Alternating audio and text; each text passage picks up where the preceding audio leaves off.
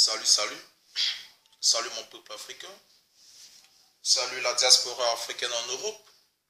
La diaspora africaine partout dans le monde entier. Salut les panafricains. Salut les activistes. Salut ici les amoureux de l'Afrique. Salut ici le grand groupe des survivants sur la Méditerranée, un groupe très actif. Salut ici honorables membres des survivants. Alors j'aimerais ici saluer tout le monde. Voilà, je m'excuse d'abord pour le fait que je me suis absenté sur la télé de cela quelques jours. Voilà, j'ai été foudroyé par un petit malaise cardiaque qui, sans le vouloir, m'a interné à l'hôpital. Voilà où j'ai passé quelques jours. Et voilà, au sortir de l'hôpital, je tombe sur une vidéo, sur le journal France 24, où fort est de constater une grande tragédie maritime de nos frères subsahariens, qui était 427 des côtes libyennes pour accoster les rives italiennes au milieu de la Méditerranée. Un très grand naufrage. Mais si, grâce à Dieu, l'équipe de sauvetage italienne s'est activée et s'est battue de fond en comble, ont mis autant que faire se peut des moyens efficaces pour pouvoir sauver des vies humaines, pour pouvoir sauver des Africains aujourd'hui qui fuient la tyrannie, l'oppression, la violence, les viols, la sodomie, l'injustice, le manque d'emploi. Avant que le mouvement des survivants ne puisse continuer, je vais d'abord vous prouver et vous montrer de quoi il est question.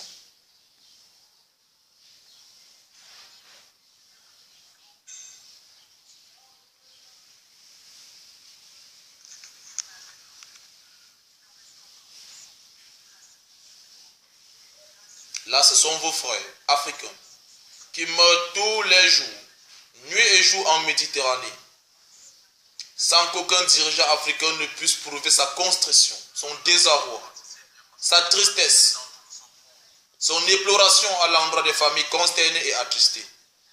C'est méchant. Et nous, le mouvement des survivants, sommes obstinés à mener ce combat jusqu'au bout pour dénoncer la supercherie de nos dirigeants africains, la forfaiture de nos dirigeants africains, l'injustice de nos dirigeants africains.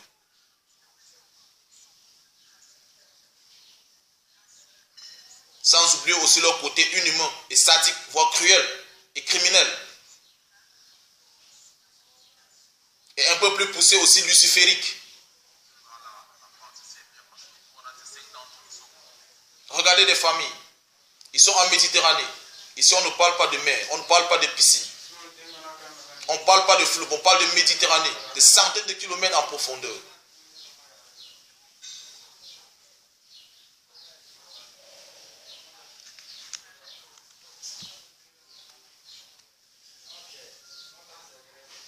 Alors, chers frères africains, voilà comment les vôtres, tous les jours, périssent en Méditerranée.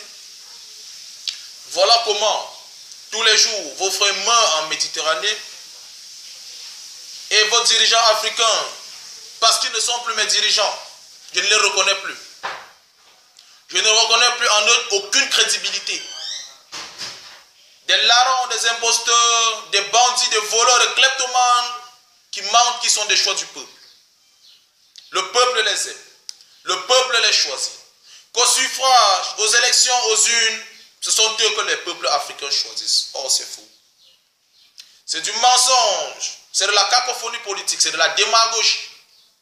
Alors, dirigeants africains, depuis que cette tragédie s'est passée, de la nuit du 24 mai au 25 mai 2016 de cette année, nous, le mouvement des survivants, avons attendu que vous vous prononcez pour prouver, adresser aux familles consternées, attristées, éplorées, votre tristesse, votre compassion, votre contrition en vain.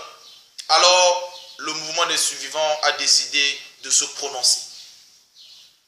Quand nous nous prononçons sur ceci, nous disons aux jeunes Africains qui sont plus touchés par cette tragédie que nous sommes tétanisés, nous sommes scandalisés, nous sommes outrés, nous sommes indignés, nous sommes aberrés, nous sommes abasourdis, nous tombons des nues de constater que nos dirigeants africains ont atteint un seuil irréversible d'humanité.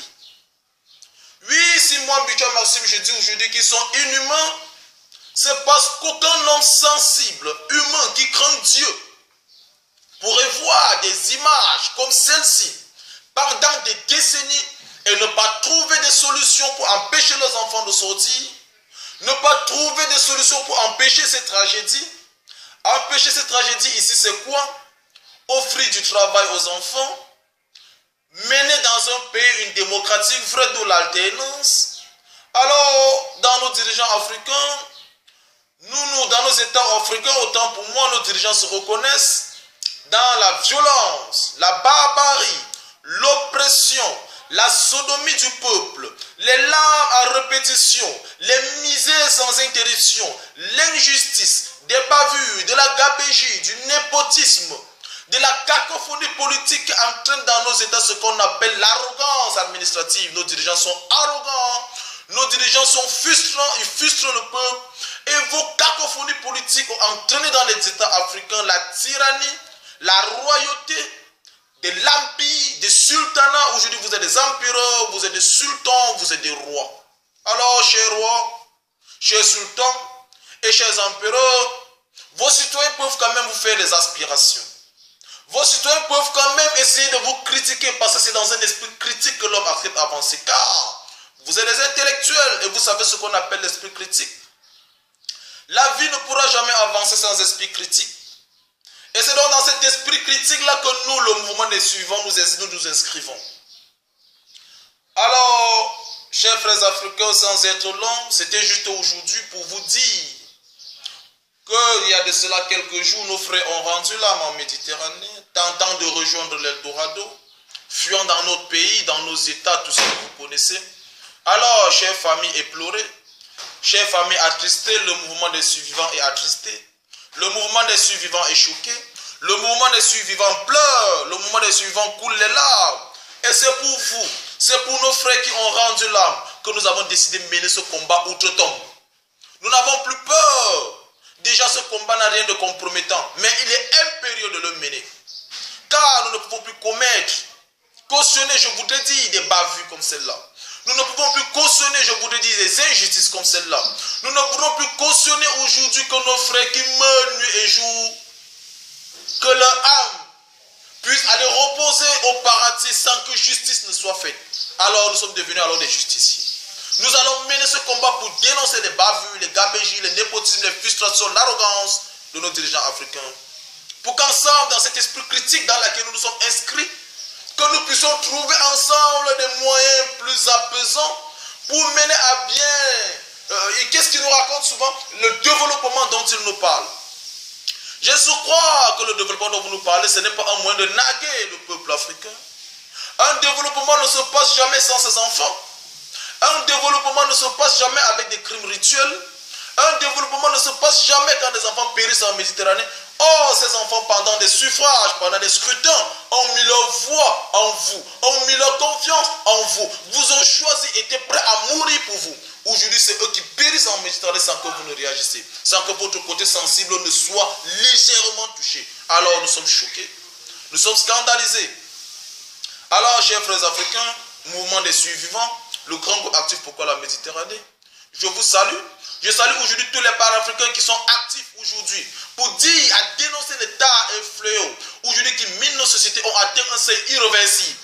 Alors bravo, bravo, nous jeunes Africains, un message. Levons-nous, n'ayons plus peur.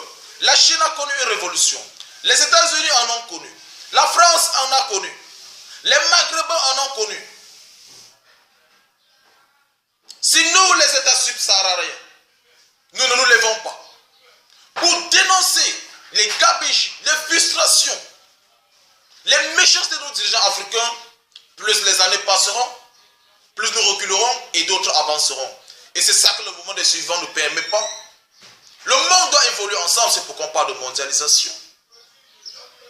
Alors, chers jeunes, devenons un peu plus conscients, posons des actes positifs pour demain pouvoir dire que j'ai marqué un point dans l'édification du continent africain, par ma voix, j'ai pu sauver un frère africain qui n'a pas péri en Méditerranée. Devenons alors conscients, changeons nos attitudes, arrêtons aujourd'hui d'expliquer nos vies sur les réseaux sociaux et œuvrons aujourd'hui pour rétablir la justice et la paix dans nos États africains pour que nos frères aujourd'hui ne périssent plus en Méditerranée. Je lance cet appel à tous mes frères qui ont traversé la Méditerranée comme nous les survivants, de se lancer aussi, de se livrer à ce combat pour pouvoir au moins, ne serait-ce que par an, sauver une vie. Alors, chers frères africains, je veux m'arrêter là pour ne pas être long. Encore une fois de plus, chère maman, cher papa, essayez de contacter vos enfants en Europe qui vous ont dit qu'ils devraient être embarqués de la Libye pour l'Italie. Essayez de les contacter, essayez de contacter leurs proches pour voir si parmi les 5 personnes qui ont péri, les vôtres n'y sont. Alors je m'arrête là, je salue encore tout mon peuple africain, tout le grand groupe des survivants. Je vous aime, ciao ciao.